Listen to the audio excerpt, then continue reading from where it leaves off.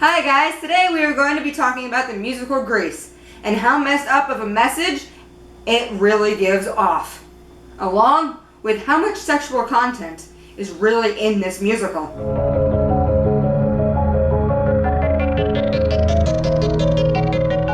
Grease is a musical that is known as a family musical for some reason. A lot of little kids watched it. Besides Phantom of the Opera, as a theater nerd, it was one of the first musicals I saw and was truly brought into. I think I saw it when I was around 8 or 9, maybe younger, maybe a little older. I truly don't remember.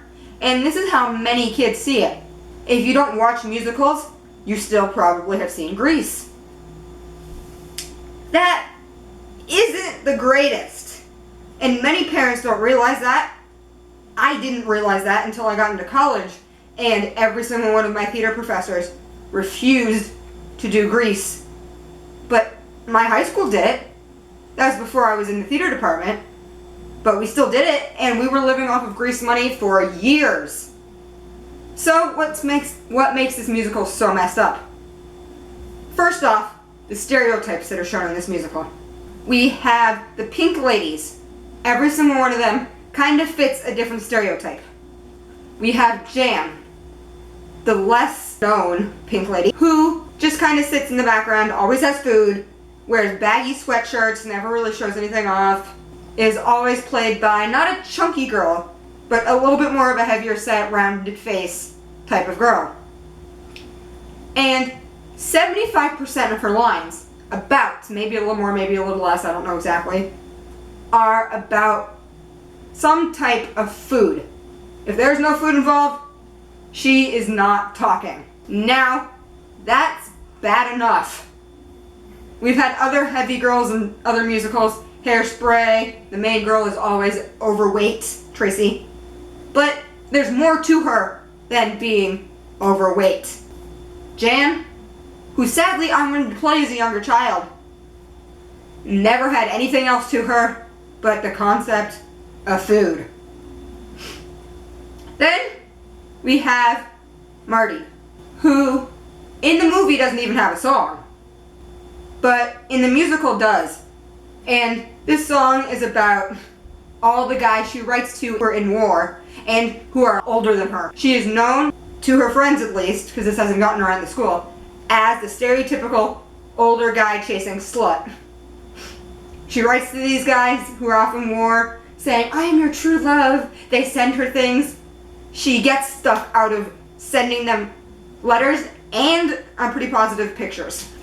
Yes, little kids are watching this musical. Then, when we get to the dance later on in the movie, she flirts with Vince Fontaine, who is a lot older than her, at least 10 years. That's not bad enough. He goes along with it and is very into her. She's wearing a tight dress, no sleeves, in his face. And then we find out later on from her, because she's talking to one of the other pink ladies, that he put something in her drink. Meaning, Vince Fontaine tried to roofie an underage girl. Yes, this musical's normal and for families, but girls are getting roofied. Then we move on to one of the more, I'd say, normal pink ladies. She just has a boyfriend that she goes back and forth with who's a T-bird. She's trying to get somewhere in life. But this getting somewhere in life makes her seem like a dumb stereotype. Frenchie. She drops out of school in the middle of their last semester. She was this close. So close. And then she goes to beauty school and drops out of that for being terrible at it. She eventually makes her way back to school and graduates, but there's not really anything else to her. She is one of the characters that is actually trying to get towards something in her future and fails at all of it. Not a very good role model.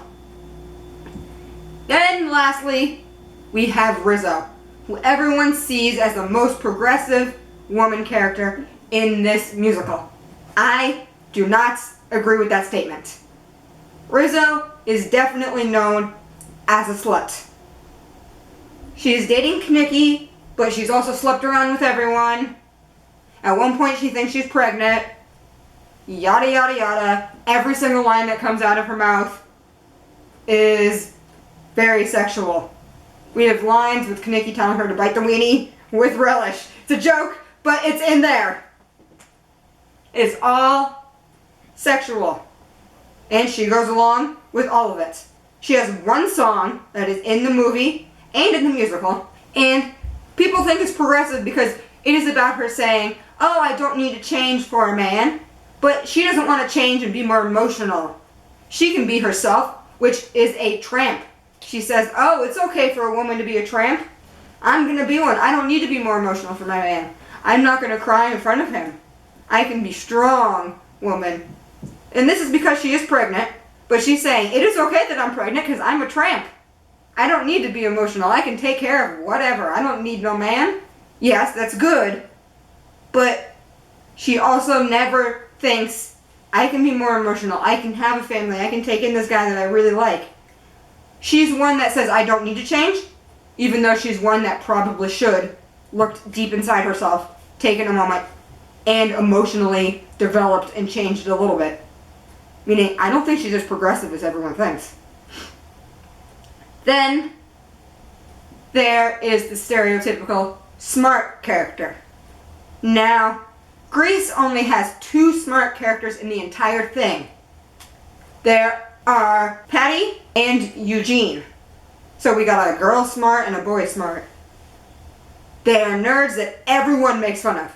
Besides the 2 of them, everyone in this entire musical, the jocks, the pink ladies, the T-Birds, are seen as dumbasses. Straight up, I don't even think the blonde jock, knew his ABCs. The next stereotype is one that all the T-Birds fit, which is the stereotypical greaser, horny man stereotype.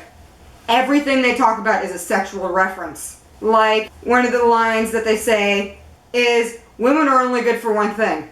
And then another guy says, so what do you do with them the other 23 hours and 55 minutes of the day? And then that guy goes, that's all it takes? 5 minutes?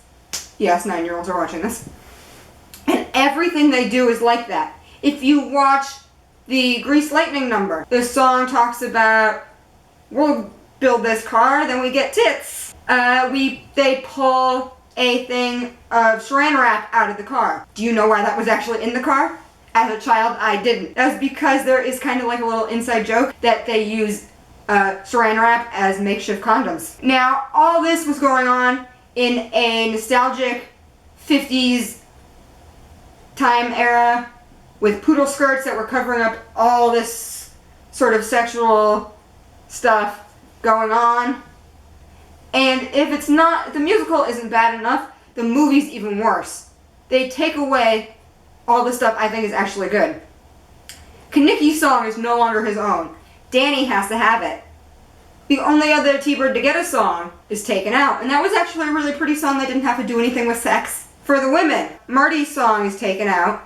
Frenchie's song is left in the movie, but she's not the one singing it. Rizzo's song is about being a tramp. And everything Sandy's saying is about how she's hopelessly devoted to a man, which is the overall message that I'm going to talk about as we get to the end of all of this.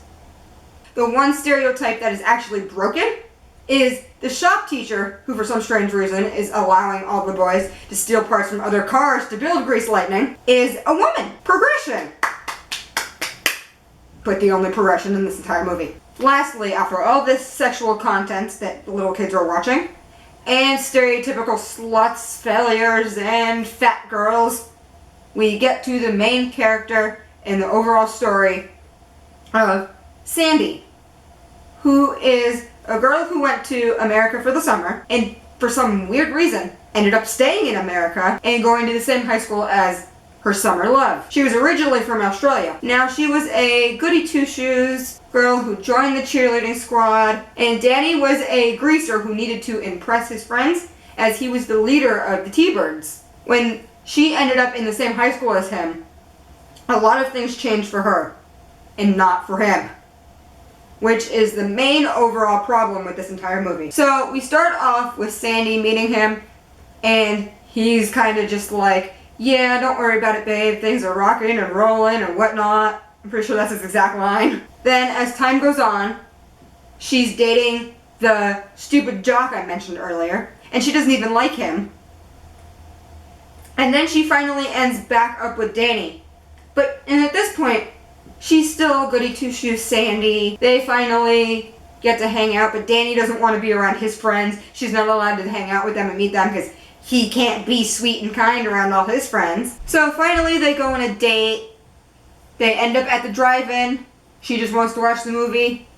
But Danny ends up forcibly throwing himself on her, saying, "Oh, no one can see them." As you can see in this scene, it looks a little messed up. She ends up storming out and leaving him at the drive-in where he can sing a sad song about the girl he just forced himself onto. Why does she like him?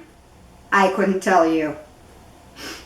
Then as the movie goes on, they have the car chase. Sandy comes to support this guy that just threw himself on her. And she gets all pitiful and sad because she's little tiny sweet Sandra Dee, and she's all pitiful about herself because of what happened, making it look like it was her fault that she didn't put out. So she goes up to Frenchie and says, "Frenchie, can you help me?" And this is when she's been mad at Danny the entire movie. He's a jerk. She wished she never even met him. Then they got back together. They went to the dance. They had fun. He's still a jerk. But she goes up to Frenchie and says, "Yes, you can help me." And ends up at the end of the year carnival dressed in pretty much a black 50s version of a cat suit and a leather jacket. As a child, I always asked my parents and myself, if Sandy wants to be with Danny, who's a T-Bird, why does she look like a female version of the T-Birds? The T-Birds always have to date pink ladies. It's just like a rule in the T-Bird and Pink Lady contract, which means they pretty much own them, which is even worse than anything. You don't find that out actually till the second movie, that they're T-Bird chicks till grad. But why does she look like a female version of the T-Birds when all the T-Birds date pink ladies? And in the end of the movie, they're all in fun, colorful dresses or red shorts. Yes, they're extremely tight red shorts. Frenchie has this cute little polka dot dress. Jan is in a green sundress. I always thought, why couldn't Sandy look like one of the pink ladies? They're dating the T-Birds. And they're all happy. They're going to be together forever. It's because Sandy had to dramatically change who she was. To be with Danny, she could not be herself. She had to become a slut. A slut on the inside and the outside. And that is a message we are giving off with this movie.